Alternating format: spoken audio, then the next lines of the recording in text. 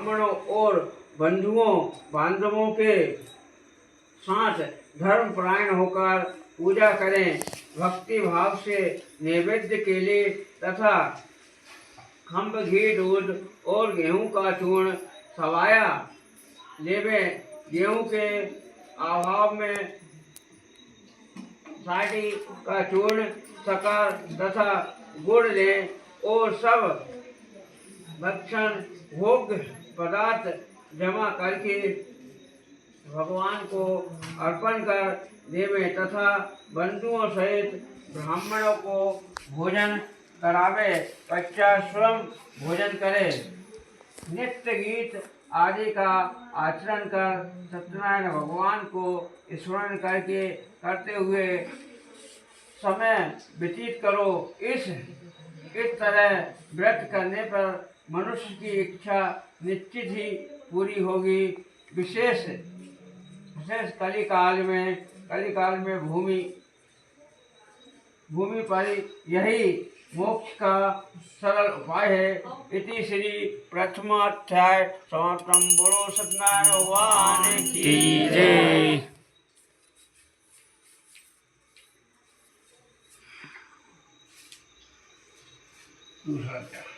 सूत जी बोले, हे ऋषियों, जिन्होंने पहले समय में इस व्रत को किया था उनका वृत्तांत कहता हूँ।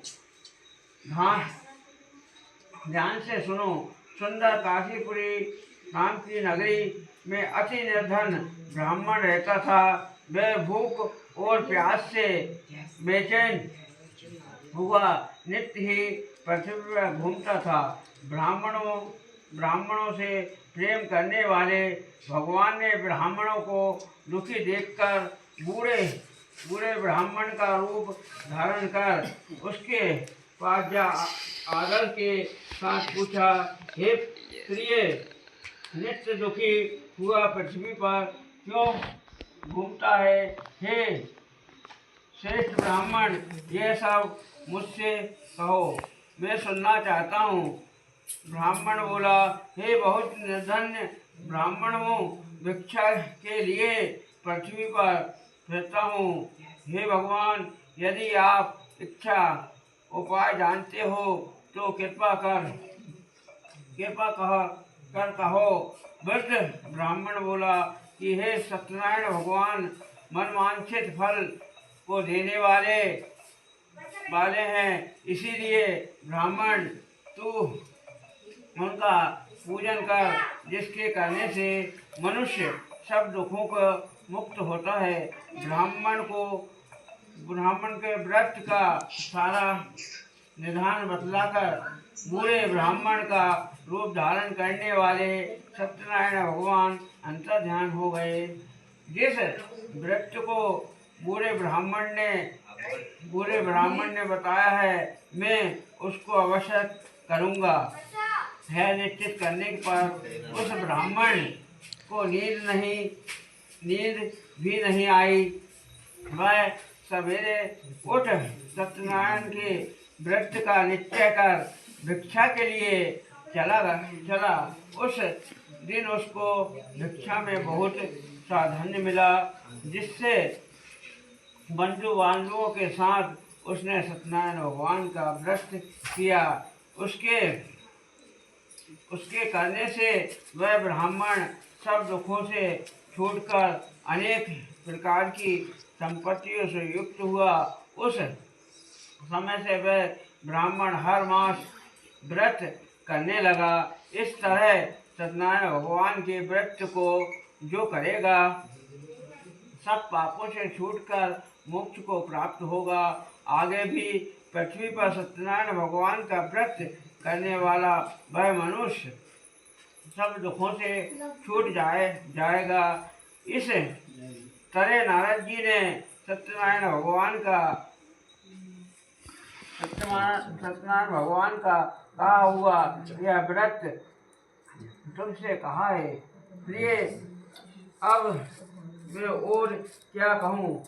ऋषि बोले, हे मुनीश्वर, संसार में इस ब्राह्मण से सुनकर किस किस किसने इस व्रत को किया, हम यह सब सुनना चाहते हैं। इसीलिए हमारे मन में श्रद्धा और सूझी बोले, हे मुनि, जिसने इस व्रत को किया है वह सब सुनो। एक समय वह ब्राह्मण धन और ईश्वर के अनुसार बंधु बांधवों के साथ व्रत करने को तैयार हुआ।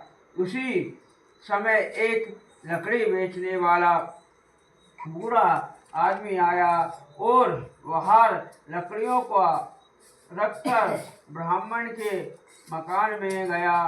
प्यास से दुखी लकड़हारा उसको व्रत करते देखकर ब्राह्मण को नमस्कार करके पूछने लगा कि आप यह क्या कर रहे हैं और इसके करने से क्या फल मिलता है, कृपा करके मुझसे भी कहो। ब्राह्मण ने कहा, सब मनोकामना को पूरा करने वाला सत्यनारायण भगवान का व्रत है। इसकी कृपा से मेरे यहाँ धन्य धान आदि वृद्धि हुई है। ब्राह्मण से व्रत के बारे में जानकर लकड़हारा बहुत प्रसन्न हुआ। चरणामृत ले और प्रसाद खाने के बाद अपने घर को आया।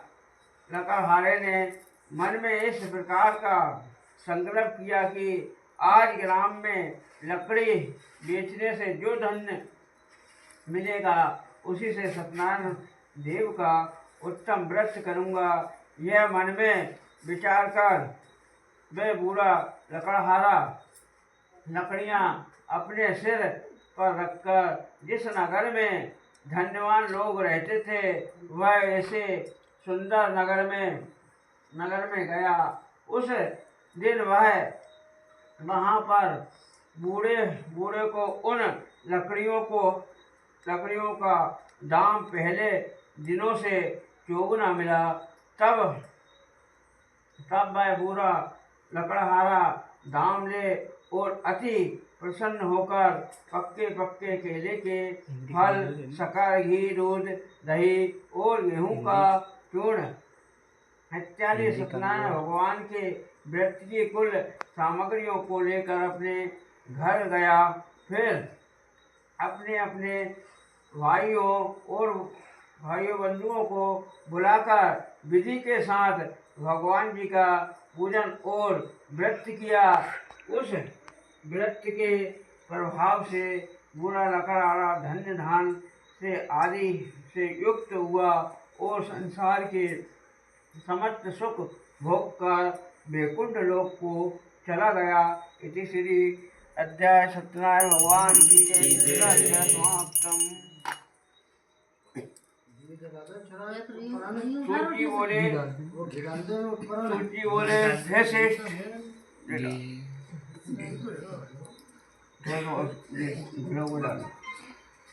सूची बोले हे श्रेष्ठ मुनियों, अब आगे की कथा कहता हूँ, सुनो।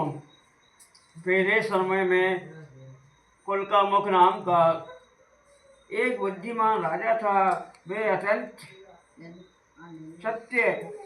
सत्यवादी और जितेंद्रिय तथा प्रतिदिन देव स्थानों में जाता था तथा गरीबों को धन देकर उनके कष्ट दूर करता था। उसकी पत्नी कमल के समान सुख वाली और सती सावित्री थी। भद्रशिला नदी के तट पर उन दोनों ने सत्यनारायण देव का व्रत किया। उस समय में वहाँ एक साधु वैश्य आया। उनके पास व्यापार के लिए बहुत सा धन था। वह नाव को किनारे पर ठहराकर राजा के पास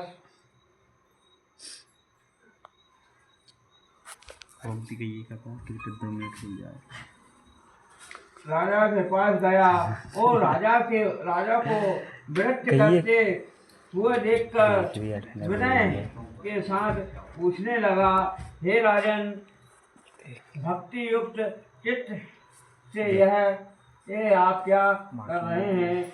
मेरी सुनने की इच्छा है, सो ये आप मुझे बताएं। राजा बोला, हे साधु, अपने बंधुओं के साथ पुत्र आदि प्राप्ति के लिए यह महाशक्तिमान सत्यनारायण भगवान का व्रत व पूजन किया जा रहा है। राजा के वचन सुनकर साधु आदर के साथ बोला, हे राजन, मुझसे इसका सब विधान कहो। मैं भी आपके कथा सुनकर इस व्रत को करूँगा।